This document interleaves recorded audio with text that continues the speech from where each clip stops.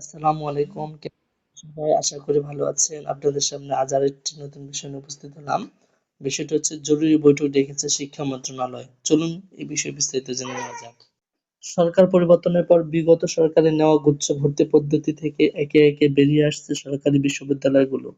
ফলে আগামী ২০২৪-২৫ শিক্ষাবর্ষে পাবলিক বিশ্ববিদ্যালয়গুলোর ভর্তিতে গুচ্ছ পদ্ধতিতে ভর্তি পরীক্ষা নেওয়া নিয়ে শঙ্কা দেখা দিয়েছে। ইতোমধ্যে একক ভর্তি পরীক্ষার তারিখ ঘোষণা করেছে জগন্নাথ বিশ্ববিদ্যালয় সহ আরও কয়েকটি বিশ্ববিদ্যালয়। এই অবস্থায় গুচ্ছ ভর্তি পরীক্ষার ভবিষ্যৎ নিয়ে আলোচনা করতে সভা ডেকেছে শিক্ষা মন্ত্রণালয়।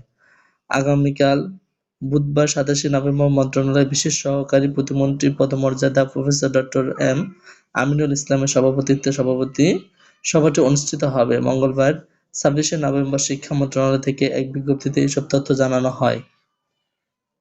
বিজ্ঞপ্তিতে বলা হয়, অনার্স প্রথম বর্ষের ভর্তি পরীক্ষার জন্য গুচ্ছভুক্ত বিশ্ববিদ্যালয়গুলোর ভর্তি সংক্রান্ত মতবিনিময় সভা আগামী ২৭শে নভেম্বর সকাল ১০টার দিকে শিক্ষা মন্ত্রণালয়ের মাধ্যমিক ও উচ্চশিক্ষা বিভাগের সম্মেলন কক্ষে অনুষ্ঠিত হবে।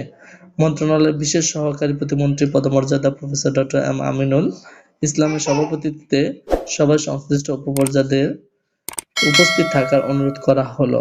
শুধু জিএসটি গুচ্ছভুক্ত ২৪ বিশ্ববিদ্যালয় নয়, ইতিমধ্যে প্রকৌশল গুচ্ছ ভেঙে যাওয়ার গুঞ্জন শোনা যাচ্ছে। এই গুচ্ছের ৩ বিশ্ববিদ্যালয়ের মধ্যে খুলনা প্রকৌশল ও প্রযুক্তি বিশ্ববিদ্যালয়ে ভর্তি পরীক্ষার বিজ্ঞপ্তি প্রকাশিত হয়েছে।